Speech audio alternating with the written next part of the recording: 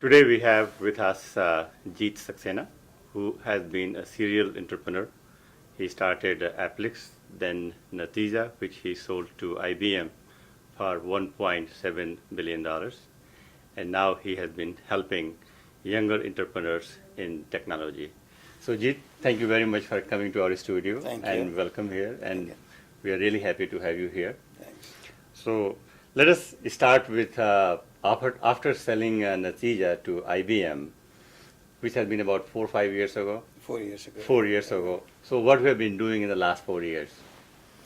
Well, a lot of things. I think my focus at this stage in my life is on many things. So one is, of course, my family, and now we have grandchildren, and it's a lot of joy to spend time with them. How many grandchildren you have? Three. Yeah. Girls, boys, or A granddaughter and two grandsons. two? Oh, Yeah. And they are pure joy, and that is fantastic to be able to do that. And they are local; they live in Brookline, so they're close by. Excellent. I also spend a lot of time playing golf, and after that, whatever remaining time I have, I spend with entrepreneurs.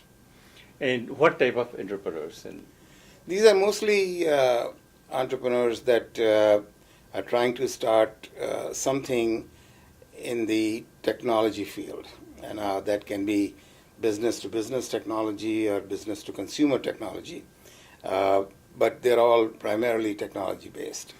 And these days, technology is part of everything that we do. Sure. So there is a tremendous number of applications, both that are out there and both that are coming up. now you started the first big startup was Applix, right? Yes. And so you have been in the world of technology entrepreneurship since then, and now you are dealing with younger entrepreneurs. Right. Have you seen any change in this new generation of technology entrepreneurs?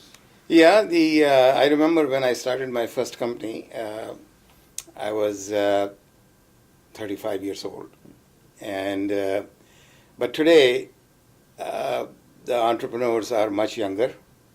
Many of them are starting companies just out of college, and so one difference is that the entrepreneurs are younger. They don't believe that they necessarily need to have years of experience in businesses.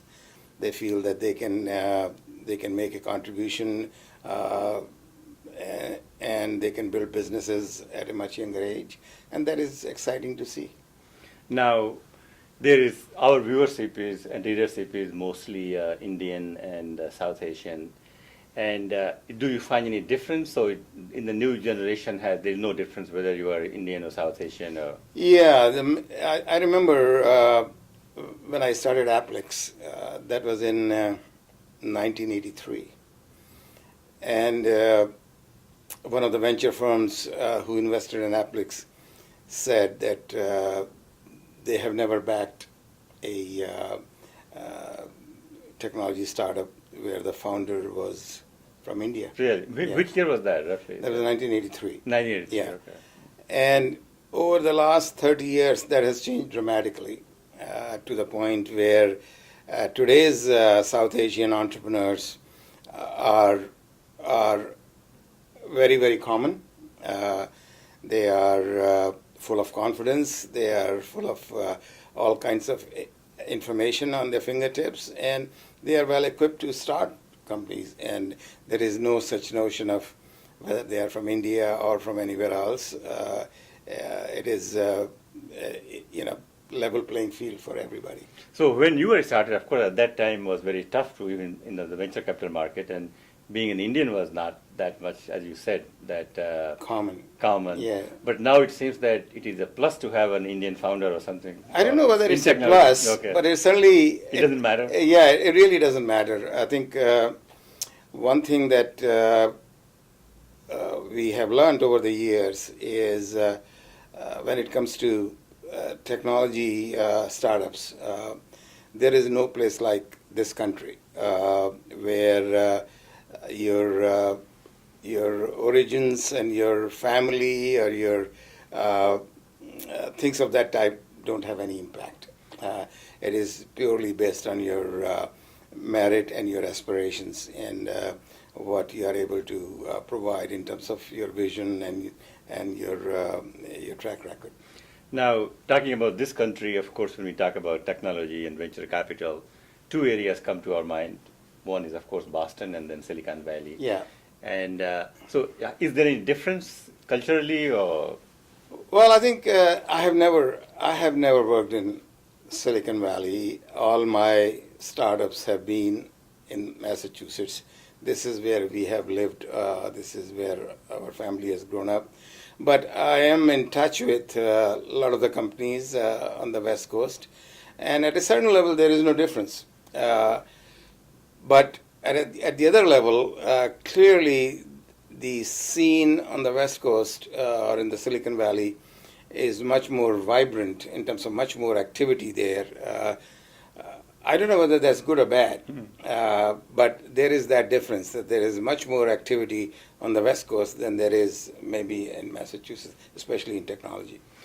Now, you have been, as you said earlier, that now your goal is to help the younger entrepreneurs. And what you are doing in that respect? So I think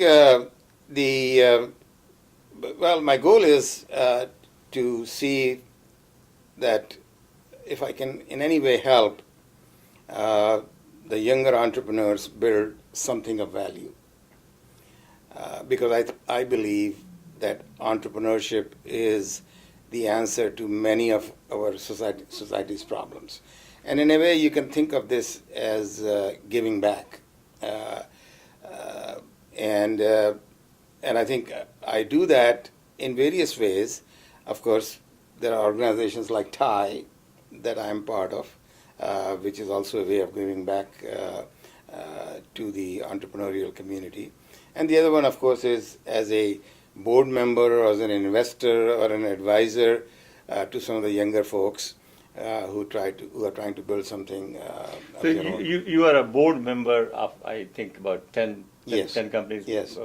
And you also are board of directors at Actifio, Yes. which is a data company. Yes. And last week we heard that you are also on the board of this new company, which is started by, also a big data company started by Brad Monge, the former TIE president. Yes. So is there any conflict of interest in these two, or they are two in totally different? There is no conflict of interest. The whole area of technology, and including data per se, is such a vast area. And you could say that every piece of technology has to deal with data and the explosion of data. So I don't think there's any conflict between any of those companies. They are completely separate in what they are trying to do, solving a completely different problem. And if there was any kind of a notion of conflict, I would not be part of those companies. Now, one thing I've also noticed in the companies where you have been at the top and started Applixis, Natija, and this Brad Monge's companies, what is his name? Casina. Casina, right? Yeah. So it's very intriguing to me that you always find a very unique name of these companies. So how do you come with those names? That is by chance. I don't know how Pratt came up with the name Casina. It was not my idea. That's his company. And I actually have not discussed with him as to what Casina means. Okay. But name is something that I've never spent much time on. But it seems that you always end up with a nice name. Yeah, it is maybe just a matter of chance. I do believe that if the company does well, then any name sounds good. And we get used to those names, whether it's a Xerox or a Google or anything else. And if the company does not do well, the name doesn't matter. Well, for a minute, let's talk about Natija, for example. Yes. So Natija, in those of us who have a Hindi Urdu background, it means the result. Right. Now, did you have in mind that it meant result, or it just? Well, the way it happened was, I remember that we were supposed to come up with a name, and because we were signing a term sheet with our investor, and they asked us for the name the night before and my co-founder Foster Hinshaw had suggested a different name, and I happened to be reading an article that particular day about a company. It was called Nishan, okay, and they were writing sort of anti-spyware software, which sort of aims at the problem areas. That's why they call the company Nishan. Yeah. I thought, well, that's a clever idea, and what we were thinking of doing with our company was to provide results at a speed of thought. That was our tagline. And I thought about the word results, and I said, if I could call it Natija, that would be a very interesting way to carry that message. And the best news about all this is that a name like Natija is very easy to incorporate under that name. There is generally no conflicts with anybody else. You can register that domain name all around the world. Chances are that you won't have a conflict. Excellent. So that was the reason for coming up with that. And then the Natija was $1.7 billion sale to Yeah, IBM as well, right? Yeah. Okay. Now, so starting if we take the in consideration name. Yes. So if I have to pick, say, 5 factors, and if I'm a young entrepreneur who wants to start a technology company, Yeah. what are the 5 things I should really pay attention to? That's a good question, and I think those 5 things or 4 things that haven't changed over the last 35 years. They are always the same, and the number one thing in entrepreneurship, in my opinion, is really being totally honest with yourself as to why you are doing this. Okay, what is it that you expect to achieve by doing this? And because that determines everything. And that's why it is so important to know yourself as to who you are, what it is that you are trying to do, and once you are at peace with that statement of what you are trying to do, then everything becomes easy. Mm-hmm. So it starts with the entrepreneurs, with the founder, and then the second thing is the team that you select, and I believe that the initial team, whether it's 2 or 3 or 4 people, that is the most important thing, because that determines how the company is going to do. In my view, ideas are very, in fact, dime a dozen. There are many ideas. You can read about 1 million ideas on the internet, and no idea stays unique, especially these days. What stays unique is the team that is doing it, and their commitment to excellence and commitment to working together and commitment to doing the right things. And if the team is the right team, everything follows that. After that issue, it is the financing of the idea. And this is becoming even more important now than it ever was, because in many areas of technology, it is now becoming a winner-take-all type of situations. The number 1 or 2 or maybe 3 companies in a particular area will do well, but the number 10 or number 7 will go away. Therefore, it's even more important to make sure that you have raised enough capital to last you for a very, very long period of time. And so capital becomes a determining factor by itself in terms of your chances of success. The next thing I think is the marketplace that you choose to address. The market has to be, of course, be an interesting market in the sense that it's an emerging market. Many entrepreneurs have a tendency to do what everybody else is doing or what everybody else is writing about. I have always been a contrarian, and I have tried to find areas where nobody is paying attention to, because chances are that if you find a space where not everybody is participating, chances are that you have a better survival rate or better success rate. And so picking your place in the market is also is also very important. So I think those are I think some of the most important things. What about execution and competition? That and that comes down to the team. When I say the team has to be the right team, that means it is the team that can execute. Okay, that's my definition of execution. That if you have the right team, they will do the right things. And when I say right things, people ask me, how do you know whether it's the right thing? Well, the right thing is to be able to to adjust your strategies to the needs of the marketplace.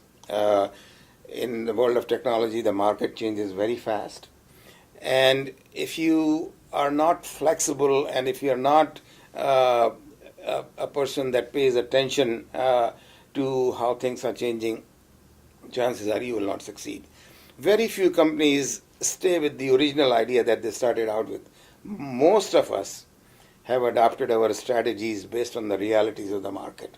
In fact, I believe that the only advantage a startup has over the bigger companies is their learning cycle. If they are not learning, they cannot succeed in the marketplace for any length of time. What about competition? Like, say, I start a company and then, a few months later I find out that there's always something very substantial. Yeah. At that situation, what should be our strategy? Yeah, and that is something that we have gone through in my companies, especially in my first company, where as we entered the marketplace, we realized that the marketplace was changing significantly, that there was a lot more competition. And this is you're talking about Applix, right? Yeah. And we had to quickly change our strategies to, and I think the important point there is to be honest with yourself, with your team, that your original idea is not as powerful as you thought it was, that the realities of the marketplace are different, and that you need to quickly adapt to that market. Fortunately, we were able to do so, and I think the reason we were able to do so is because I think we had a team that was flexible, that was open, that was transparent in terms of its thinking, and we were able to adapt to the new realities, and then the company did extremely well. Now, both Natija and Applix, they went public. They were public companies. Yes. Now, when you started, did you have any exit strategy in your mind, or it was just evolution? No, it was all we kept on saying is that if we do the right thing by our customers and by our employees and shareholders, that there will be value creation at some point. We didn't know whether that will be a value creation in terms of acquisition or in terms of going public. Turned out that both those companies were able to go public, but there was never a set plan that we have to go public. Well, but going public again comes with both pros and cons. How was it in your case?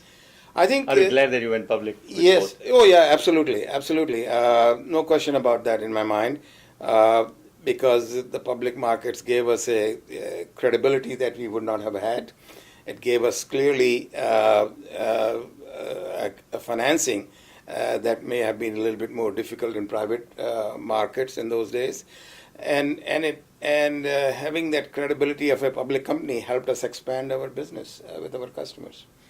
Now, again, coming back to your current mission about helping younger entrepreneurs, do you give them any advice about exit strategy? Should they think about it, or not just really? Focus on the product? As a board member, as an investor, my focus is primarily on the team and on the strategy, and even in those two things is primarily on the team, building the right team, and then helping them focus on the strategies. And having said that, enough about the team, I have to emphasize that if the team is right, they will figure out the right strategies. Okay, so my job is to consistently play a devil's advocate role, and the team will figure out the right answers. I don't have the right answers. Sure. Now, if I want to get in touch with you and I want to start, what is the best way to reach through TAI or some forums? Or? TAI is one of them. Email is another one. Generally, especially in Massachusetts, if somebody wants to get hold of me, they can definitely do that. That's never a problem. And I'm generally available to meet with them, except in winter when we spend our time in Florida. Excellent. Now, so Thai, what do you think of Thai today? Like the contribution of, you have been active with Thai for a long time. From the founding days, right? Yeah. And it has been great in terms of helping, in, in terms of providing a platform for entrepreneurs to get together, to network, to learn from some of the people who have done it before. It's a, I would say, a one-place shop for entrepreneurs to learn everything they need to know about the basics of entrepreneurship, and on top of that, get any mentoring help from some of the charter members that are out there who have done it, who have built businesses, who have had successes and failures, and they can relate to the entrepreneurship issues. Excellent. Now, a few things about your hobbies and interests. Yes. So earlier you mentioned that you play golf and all. Yes. So what is the thing which really, of course, grandchildren has become, the what else you do for real joy and happiness? Yeah, so we have been very fortunate. We have a very big extended family here in Massachusetts. So that spending time with the family is important. Golf is very important. I like to listen to music, especially Indian What music. type of music do you listen? Indian classical and Bollywood. Mm-hmm. Both are very, very interesting to me. Any particular thing in Bollywood you like? Mostly the older songs, but 60s, 70s? Yeah, 60s, 70s 50s. Songs that I grew up with, Okay. that have associated memories with them. Like one or two songs you want to mention?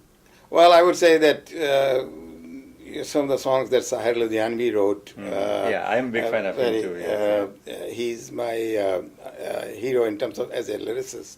That he really understood life and wrote about it, and those are some of my favorite. Excellent. Some of my favorite music. Yeah.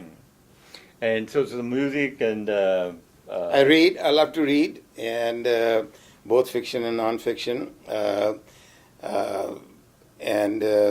So there's not enough hours in the day, between family issues, grandchildren, golf, entrepreneurs, and things like music. We are having a great time. What are the other organizations in technology or venture capital apart from TIE you are involved? Or you are just I think that is the TIE is your TIE is the only entrepreneurial organization that I'm involved with.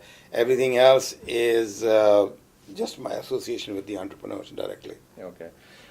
You want to pick up a couple of companies whom you are watching right now that these companies have some good potential to. Well, I think one of the companies is now a public company, so it is all in public. It's Demandware, which is doing very well. Actifio is a company to watch for. I think it has a tremendous future. There's a company called Applause in Framingham that is doing extremely well. I'm fortunate that most of the companies I'm involved with are growing at 60 to 100% year over year, and so I'm very fortunate to be associated with those type of entrepreneurs. Excellent. Now, one last thing about entrepreneurship is that 3 reasons, even good ideas and good teams fail when they start a company. What would be the 3? I think the primary reason is the team is not as good as you thought it was, or the team has some chemistry issues, that they're not transparent with each other, is the team chemistry. The second one, I would have to say, would be the lack of capital. The company did not raise money when it should have, or not raised enough money that it should have. And the third thing is that the company did not pay attention to its customers. They were either too technology focused or not enough technology focused.